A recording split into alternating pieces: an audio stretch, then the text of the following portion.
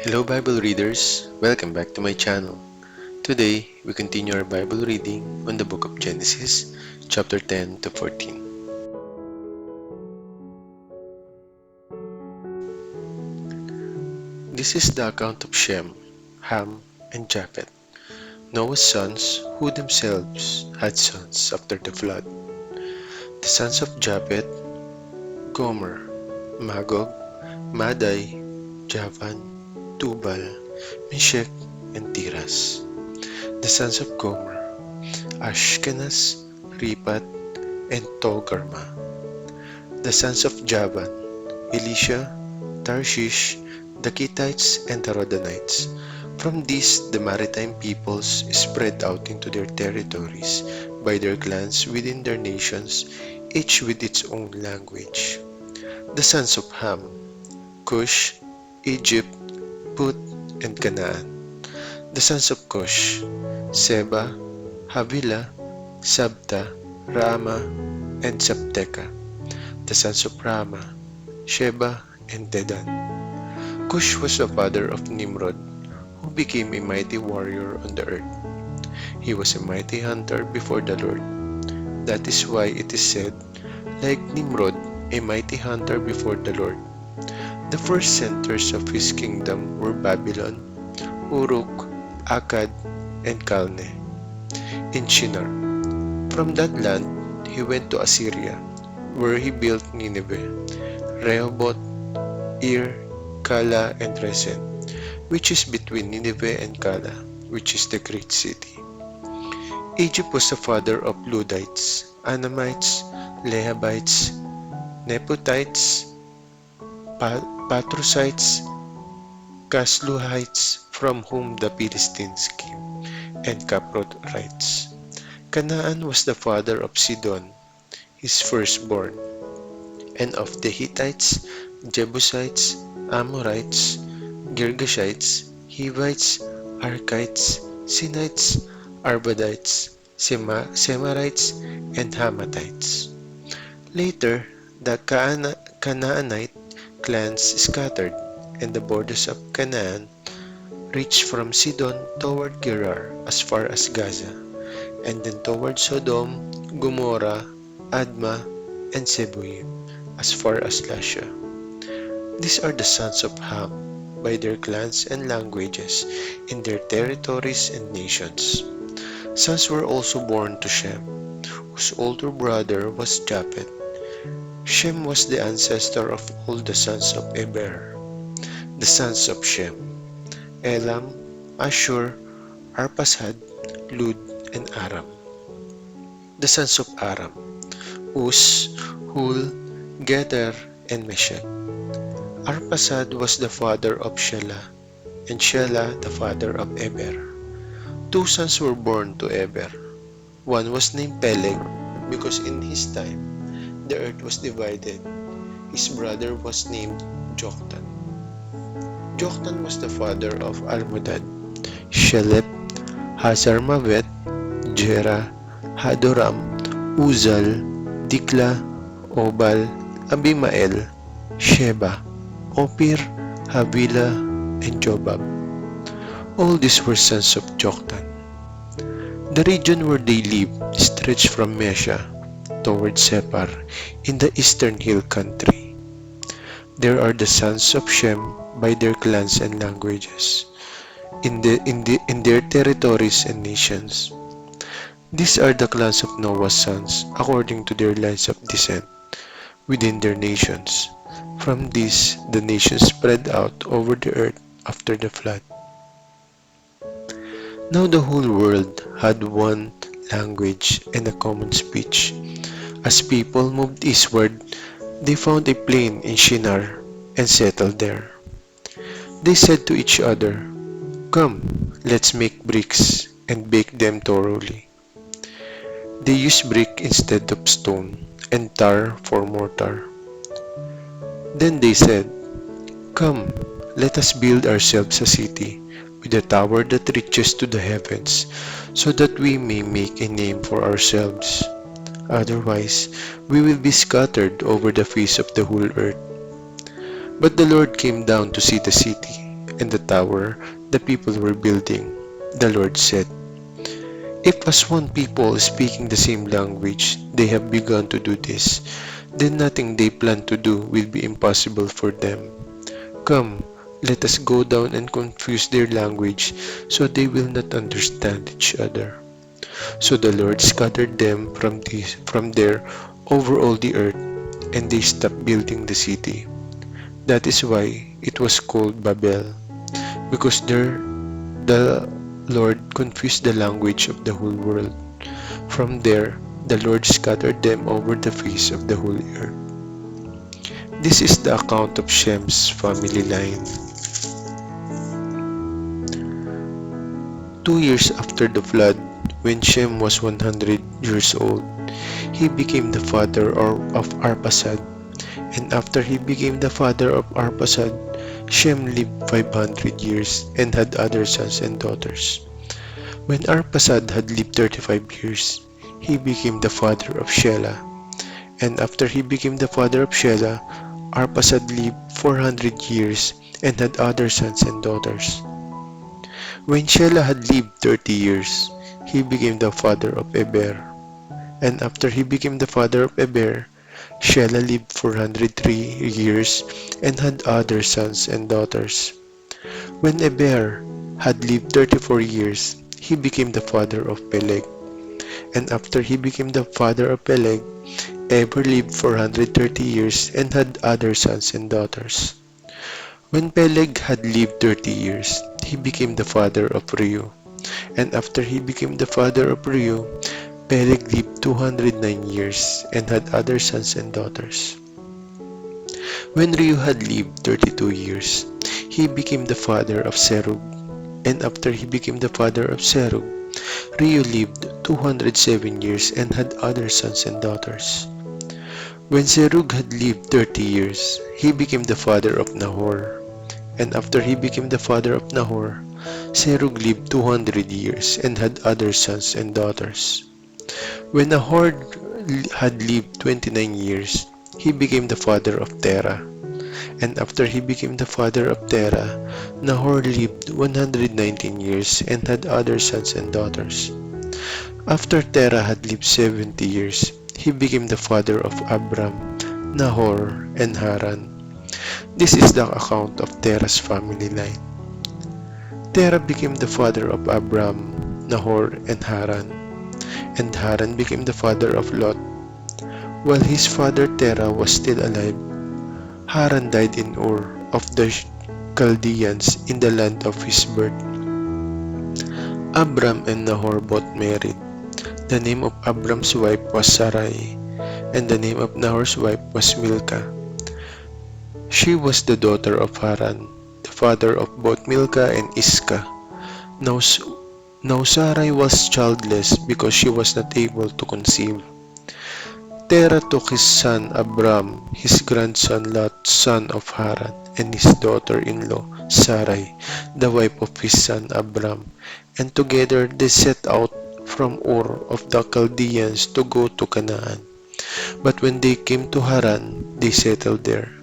Terah lived 205 years, and he died in Haran. The Lord had said to Abram, "Go from your country, your people, and your father's household to the land I will show you. I will make you into a great nation, and I will bless you. I will make your name great, and you will be a blessing. I will bless those who bless you, and whoever curses you, I will curse. And all peoples on earth will be blessed through you." So Abram went as the Lord had told him, and Lot went with him. Abram was 75 years old when he set out from Haran. He took his wife Sarai, his nephew Lot, all the possessions they had accumulated, and the people they had acquired in Haran, and they set out for the land of Canaan, and they arrived there. Abram traveled through the land as far as the site of the great tree of Moreh at Shechem. At that time, the Canaanites were in the land. The Lord appeared to Abram and said, "To your offspring I will give this land." So he built an altar there to the Lord who had appeared to him. From there he went on toward the hills east of Bethel and pitched his tent, with Bethel on the west and Ai on the east. There he built an altar to the Lord and called on the name of the Lord. Then Abram set out and continued toward the Negev. Now there was a famine in the land, and Abram went down to Egypt to live there for a while, because the famine was severe. As he was about to enter Egypt, he said to his wife Sarai, I know what a beautiful woman you are. When the Egyptians see you, they will say, this is his wife. Then they will kill me, but will let you live. Say you are my sister, so that I will be treated well for your sake, and my life will be spared because of you. When Abram came to Egypt, the Egyptians saw that Sarai was a very beautiful woman, and when Pharaoh's officials saw her, they praised her to Pharaoh, and she was taken into the palace. He treated Abram well for her sake, and Abram acquired sheep and cattle, male and female donkeys, male and female servants and camels. But the Lord inflicted serious diseases on Pharaoh and his household because of Abram's wife Sarai. So Pharaoh summoned Abram. What have you done to me? He said. Why didn't you tell me she was your wife? Why did you say she is my sister, so that I took her to be my wife? Now then, here is your wife. Take her and go. The Pharaoh gave orders about Abram to his men, and they set him on his way with his wife and everything he had. So Abram went up from Egypt to the Negev with his wife and everything he had, and Lot went with him. Abram had become very wealthy in livestock and in silver and gold. From the Negev he went from place to place until he came to Bethel, to the place between Bethel and Ai, where his tent had been earlier and where he had first built an altar. There Abram called on the name of the Lord. Now Lot, who was moving about with Abram, also had flocks and herds and tents, but the land could not support them while they stayed together, for their possessions were so great that they were not able to stay together. And quarreling arose between Abram's herders and Lot's. The Canaanites and Perizzites were also living in the land at that time. So Abram said to Lot, let's not have any quarreling between you and me, or between your herders and mine, for we are close relatives. It's not the whole land before you. Let's not let's part company. If you go to the left, I'll go to the right. If you go to the right, I'll go to the left. Lot looked around and saw that the whole plain of the Jordan toward Zoar was well watered, like the garden of the Lord, like the land of Egypt. This was before the Lord destroyed Sodom and Gomorrah. So Lot chose for himself the whole plain of the Jordan and set out toward the east. The two men parted company. Abraham lived in the land of Canaan, while Lot lived among the cities of the plain and pitched his tents near Sodom. Now the people of Sodom were wicked and were sinning greatly against the Lord. The Lord said to Abraham after Lot had parted from him, look around from where you are, to the north and south, to the east and west. All the land that you see I will give to you and your offspring forever.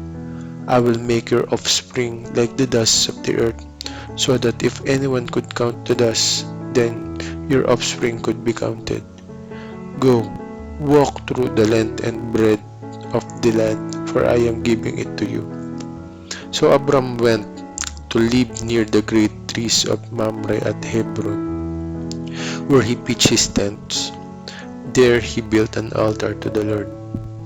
At the time when Amraphel was king of Shinar, Arioch king of Elasar, Kedorlaomer king of Elam, and Tidal king of Goyim.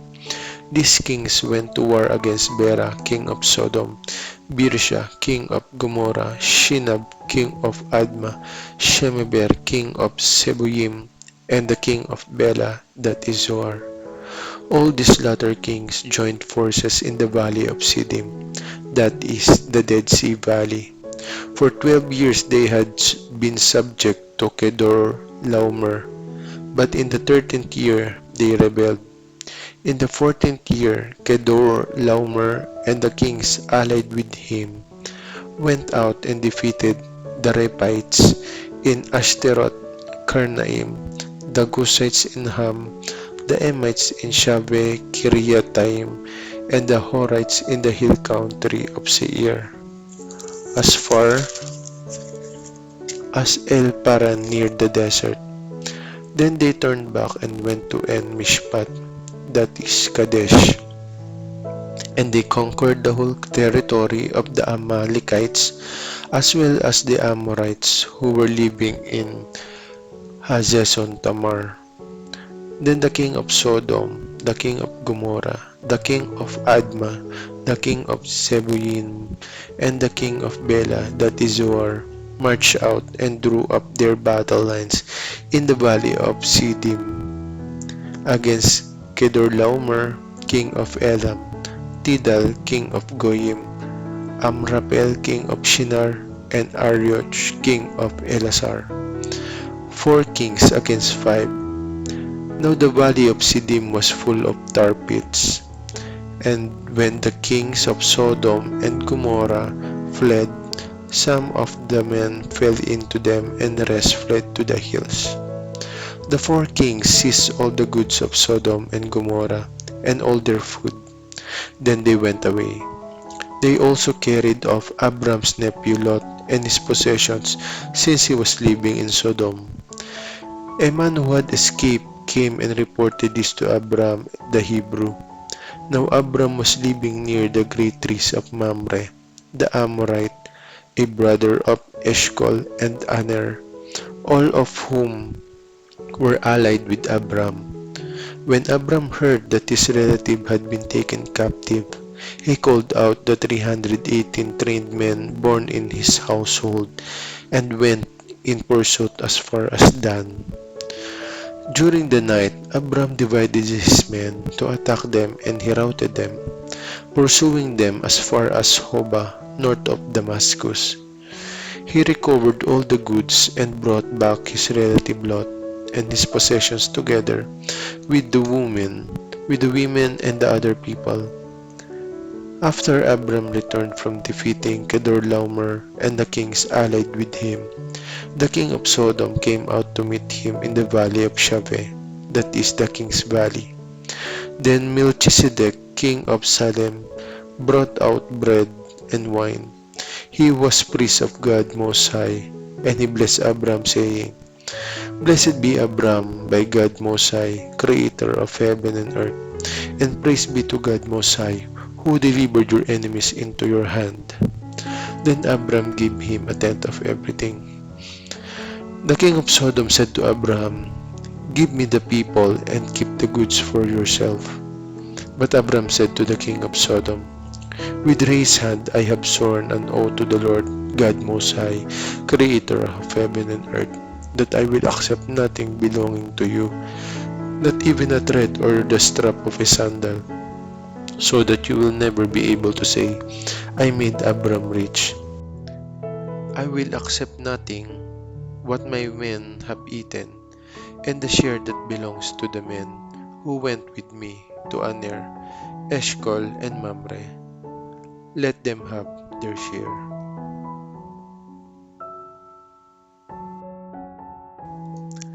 Thank you for watching. See you in the next chapter. If you like this video, please hit like, and to support my channel, please subscribe and share this video. Thank you and God bless.